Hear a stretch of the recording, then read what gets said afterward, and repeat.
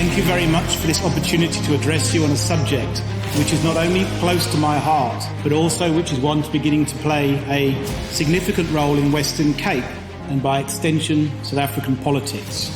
And our theme for today is what is driving support for Cape independence and what might the political impact be. But before I start though, I'd just like to make one point. Cape independence is about what is best for the people of the Western Cape, and it's a decision for them and them alone to make. Whilst most of us have friends and relatives in the rest of South Africa and will always have a special bond with South Africa, what is best for the rest of South Africa and the people who live there is not the responsibility of Western Cape voters. Responsibility for the rest of South Africa lies with the voters who live there. If it transpires today that your lasagna was more interesting than me, I want you to please just remember this one sentence. We have a problem that Cape independence will fix when nothing else will.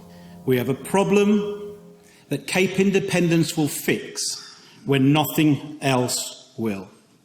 And if you understand this sentiment, then you understand what drives support for Cape independence. I don't think I need to stand here and explain to anybody in this room the problems that are currently facing South Africa. But what does seem to get forgotten, however, and on a fairly regular basis, is that 8 South African provinces have consistently voted in favour of those problems, whilst the 9th province has consistently voted for a solution. The Western Cape has never given the ANC a majority in the province, yet the ANC are currently making all of the crucial policy decisions affecting the lives of every Western Cape citizen, with just 28.6% of the vote. I talk a lot about Cape independence, and one fascinating observation is just how scared people are to engage with the big picture. There's comfort, it seems, in hiding behind the technicalities. How are you going to protect the borders?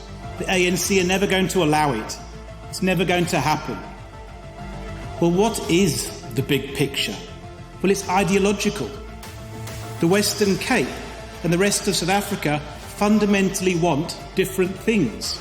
Sure, perhaps we want similar outcomes, but we're worlds apart when it comes to what we think must be done to solve our problems. Political analysts make the mistake of looking at either provinces in isolation or South Africa as a whole. But what they typically don't do is examine the Western Cape and then compare it to the rest of South Africa. And I'd like to suggest that if they did, we'd all understand our political reality a little better. For example, whilst the ANC received its lowest ever share of the vote in the Western Cape in 2019, in the rest of South Africa, the ANC and the EFF combined achieved their highest ever share of the vote. And the notion that South Africa is somehow slowly coming to its senses simply isn't true. Outside the Western Cape, 73.1% of voters opted for racial socialism. And South Africa is becoming more radicalised. It's crucial that we understand this because it helps us to understand our we. We, the people of the Western Cape, have a problem because you, the people of the rest of South Africa, keep inflicting that problem upon us every time there's an election. And in the context of a unified South African state, we, the people of the Western Cape, are utterly powerless to stop you. Well, that's democracy, you might say. And of course you'd be right. Our elections have been broadly free and fair, and no one is suggesting that despite their many faults, the ANC is anything other than the democratically and legitimately elected government of South Africa. Democracy. Government of the people, by the people, and for the people. But does the Western Cape have democracy? Well, there's a very strong argument that the Western Cape does not have functional democracy. If you don't have the government that the majority of your people voted for, but instead you have the government you've done everything in your power to reject, and you have no realistic prospect of ever getting the government that you actually want, do you have functional democracy? And as a consequence of our democratic problem, we then have an ideological problem. The Western Cape has emphatically demonstrated at the ballot box that it favours non-racialism and a market economy, where the rest of South Africa does not.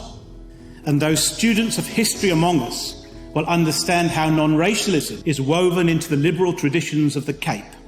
Because of our ideological problem, we then have tangible physical problems, and we continue to labour under the burden of poverty, of unemployment and of crime. In the Western Cape, 33% of our population live below the upper international poverty line. And in the Western Cape, even pre-COVID, 21% of our population were unemployed. And were the Western Cape to become an independent state today, we would have the second highest murder rate in the world, behind only El Salvador. So in the Western Cape, we have a problem. We have a problem that Cape independence can fix. Cape independence would, for the very first time in history, allow the people of the Western Cape as a whole, regardless of their race, religion or culture, to elect the government of their own choosing. Equally important, Cape independence would allow the people of the Western Cape to unelect the government if it doesn't perform. The Western Cape would have functional democracy. And through functional democracy, the Western Cape would then be free to embrace the ideology of non-racialism and a market economy. And in doing so, it would then be equipped to address poverty, unemployment and crime in a meaningful way, offering hope and the realistic prospect of a better life for all the people of the Western Cape.